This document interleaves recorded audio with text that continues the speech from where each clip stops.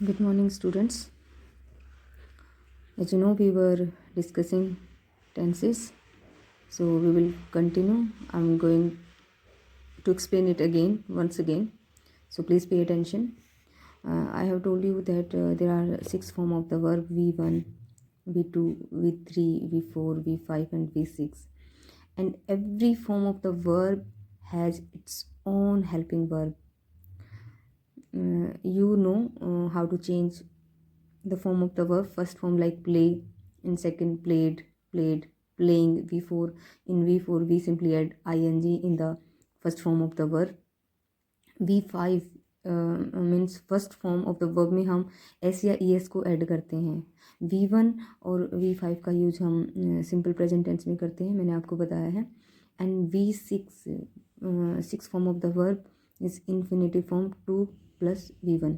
2 के साथ हम वर्ब की फर्स्ट फॉर्म को ऐड करते हैं. So one by one we will discuss all the forms of the verb and tenses.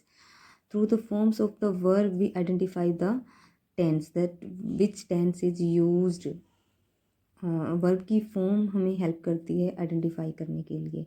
So now we will discuss simple present tense. Simple present tense को हम present indefinite tense भी कहते हैं, और इसमें हम two form of the verb are used in simple present tense, V1 and V5. V1 में आपको पता है हम प्रेजेंट फॉर्म फर्स्ट फॉर्म होती है उसका यूज करते हैं. V5 आपको पता है कि वर्ब के साथ जब एस लगा देते हैं तो हम उसको V5 बोलते हैं.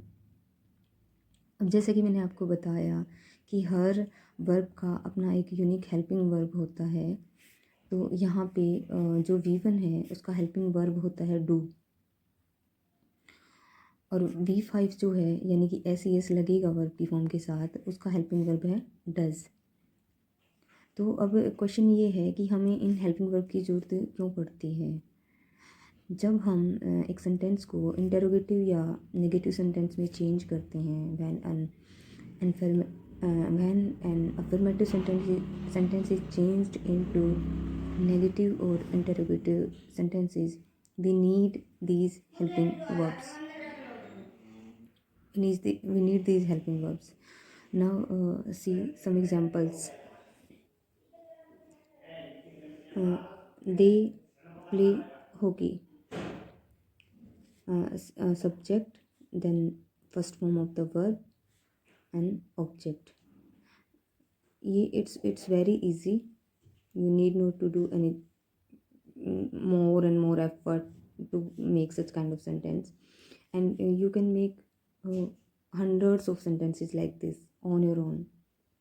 You just place subject and then verb. जितनी भी आपको verbs पता हैं, जितनी भी verbs आपको आती हैं, उतनी verbs के साथ आप numberless sentences को form कर सकते हैं. First you just learn how to make a sentence. So now we are discussing simple present tense. They play hockey.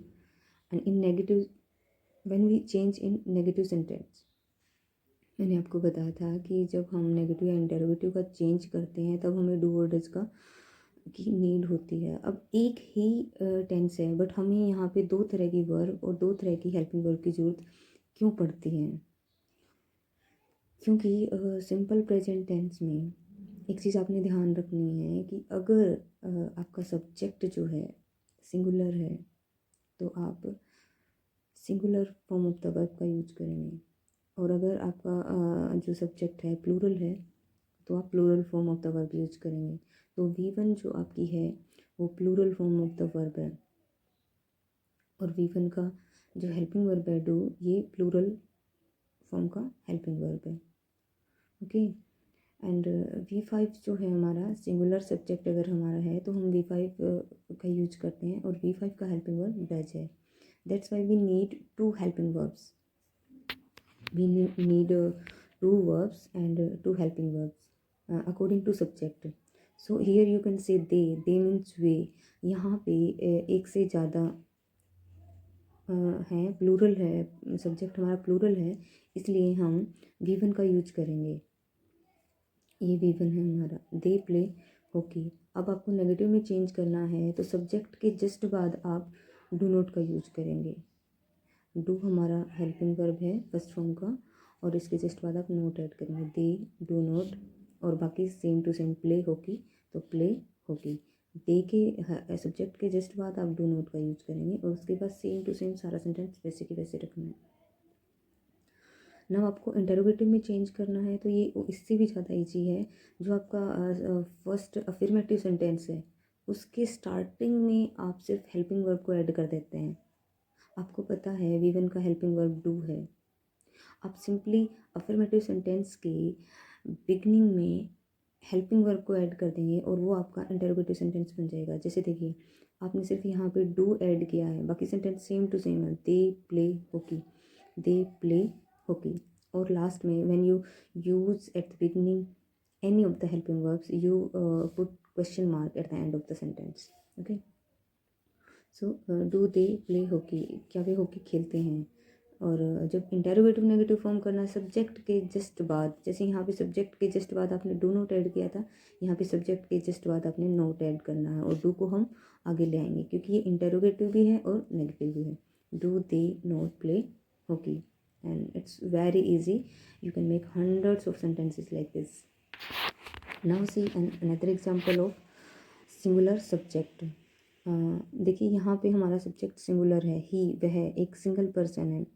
He rights a letter, वो एक लेटर लिखता है।